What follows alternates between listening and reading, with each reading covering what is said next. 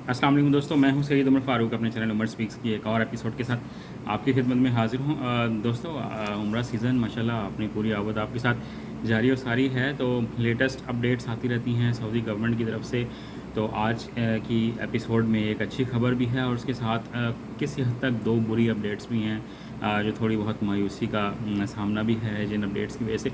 तो वो खबरें मैं बहुत डिटेल में आपके साथ शेयर करूंगा, बट वीडियो स्टार्ट करने से पहले आपसे सिर्फ इतनी सी रिक्वेस्ट है कि अभी भी 84% लोग चैनल को सब्सक्राइब किए बगैर वीडियो देखते हैं। तो आपने करना सिर्फ ये है कि अगर आप हज और उम्रा से रिलेटेड लेटेस्ट अपडेट से वाकिफ़ रहना चाहते हैं तो इस चैनल को ज़रूर सब्सक्राइब करें, क्योंकि इस पे आपको कोई ज़्यादा एक्सपेंसेस पे नहीं करने पड़ते, बल्कि बिल्कुल भी एक्सपेंसेस नहीं पे करने पड़ते।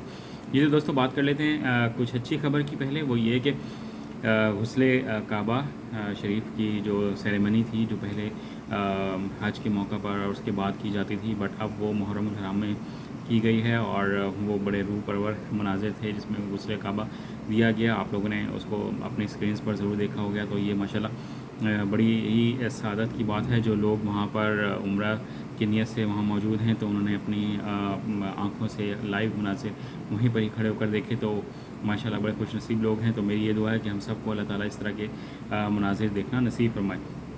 तो दूसरी जो ख़बर मैंने आपके साथ दो अपडेट्स शेयर करनी हैं। जो सऊदी गवर्नमेंट ने कल रात को ही नोटिफिकेशन इशू किया है और वो पाबंदियां दोनों बरकरार रखी हैं, जबकि उम्मीद ये थी कि ये दोनों पाबंदियां भी हटा ली जाएंगी। उसमें पाबंदी जो नंबर 1 है वो ये कि अभी भी मास्क कंपलसरी है कि आप मस्जिदुल हराम और मस्जिद नबी में जब भी एंटर होंगे तो आपको वहाँ पर मास्क पहनना पड़ेगा। ये बिल्कुल वाज़ेह तौर पर सऊदी गवर्नमेंट जो उनकी वज़ारत हज और उम्रा है वो क्लियरली उन्होंने नोटिफिकेशन में मेंशन कर दिया है कि इस पर कोई रिलैक्सेशन नहीं है। ये किसी हद तक थोड़ी सी अपसेटिंग न्यूज़ है।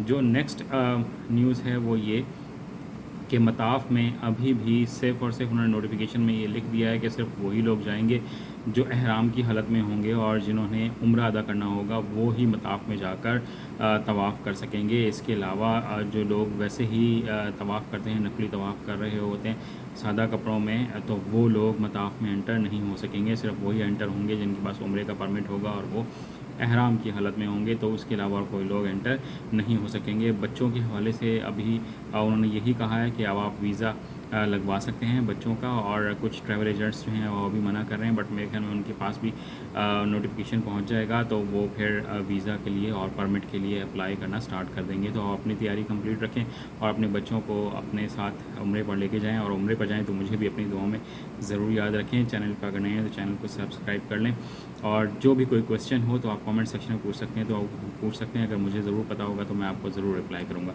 अपने घर वालों का बहुत ज़्यादा ख्याल रखिएगा। अल्लाह हाफ़िज़।